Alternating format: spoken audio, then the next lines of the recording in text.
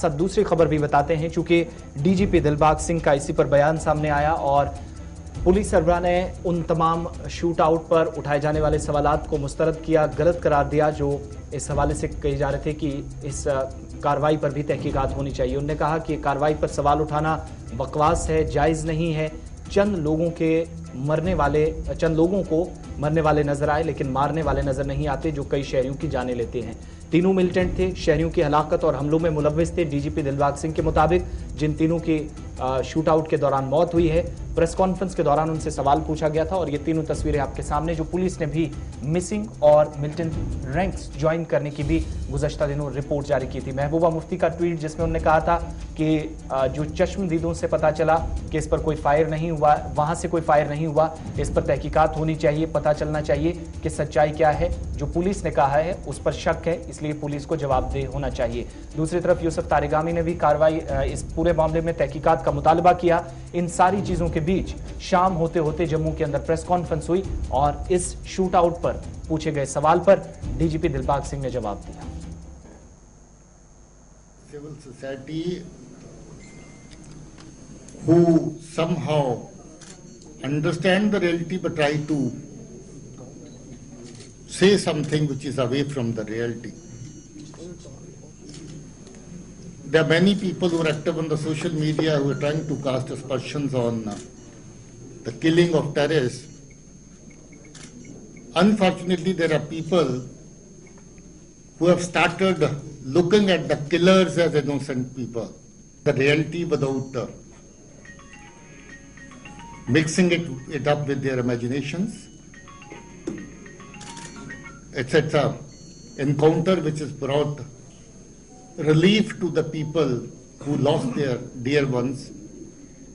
So therefore, anybody talking nonsense, I think is absolutely not justified. कल का जो encounter Srinagar में हुआ राजबाग एरिया में, जिसमें 3 दहशतगर्द मारे गए, जिनका सरगना मीरान था।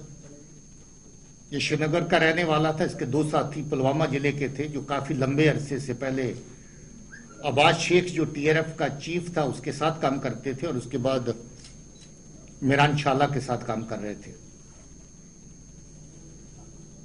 ये लोग बहुत सारी सिविलियन किलिंग्स, ग्रेनेड अटैक्स और बाकी दहशतगर्दी की कार्रवाइयों में शामिल हैं। ये लोग जिम्मेवार थे स्कूल प्रिंसिपल और उनके साथ एक और टीचर सुपिंदर कौर और दीपक चंद की हत्या के लिए। ये लोग जिम्मेवार थे हमारे सब इंस्पेक्टर अरशद की हत्या के लिए। ये लोग जिम्मेवार थे मीरान अली, जो बरबरशाह का रहने वाला है, उसकी हत्या के लिए। ये लोग जिम्मेवार थे ग्रेनेड अटैक के लिए, जिसमें एक इनोसेंट सिविलियन मारा गया था और 3 लोग जख्मी हुए थे। इसके अलावा भी बहुत सारी दहशतगर्दी की कार्रवाइयां इनके नाम थी। कुछ लोग अनफॉर्चुनेटली मीडिया में अजीब तरह की बेबुनियाद बातें करके इनको इनोसेंट साबित करने की कोशिश में लगे हैं। मेरी राय है कि ऐसे लोग दोगलापन छोड़ के, काले चश्मे उतार करके हकीकत को देखने की कोशिश करें और कातलों को बेगुनाह कहने की हमाकत ना करें। चलिए, पुलिस सरबराह दिलबाग सिंह बात कर रहे थे, लेकिन एक और सवाल उनसे यहाँ हैदरपुरा एनकाउंटर पर भी पूछा गया था। उसमें कार्रवाई कहां तक पहुंची, उस पर भी उन्होंने जवाब दिया और एसपीओ के हवाले से बात की। वो भी जरा आपको सुनाते हैं और उसके बाद प्रोग्राम में मजीद आगे बढ़ेंगे। Special investigation team has been constituted by zonal police in this regard. They are at work. I think I'll give them some more time to make any specific comment on the progress of the case, because they're still working on very important aspects.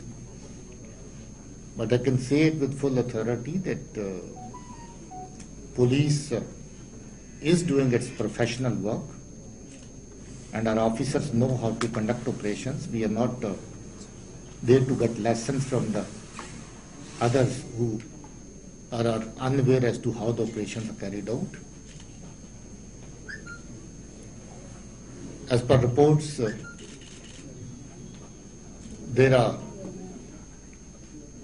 very strong pieces of evidence available in this case, which will be shared with all concerned very soon. मैं पिछले 2-3 साल के अंदर अगर उनको 2-3 बार ये ऐलान कर चुका हूं कि उनको तनख्वाह में बढ़ोतरी करी, एक बार नहीं 2 बार करी, उनके लिए और फायदे लाए गए और हम आगे भी सोच रहे हैं कि उनको और फायदा दिया जाए। इस वक्त सरकार जहां भी और एमएचए में भी खासतौर पे ऑनरेबल एलजी और ऑनरेबल होम मिनिस्टर साहब हम लोगों को ऐसा आश्वासन दिए हैं कि हम इसके लिए और बेहतर प्रोविजन करने का सोच रहे हैं। वो मसला अभी जेरे गौर है और मुझे लगता है सरबराह दिलबाग सिंह को हैदरपुरा एनकाउंटर के साथ साथ जो रामबाग शूट आउट हुआ है उस पर तफसीलात फराम कर रहे थे। कल एक प्रेस कॉन्फ्रेंस जम्मू के अंदर कर रहे थे, उस पर वो तफसीलात फराम कर रहे थे।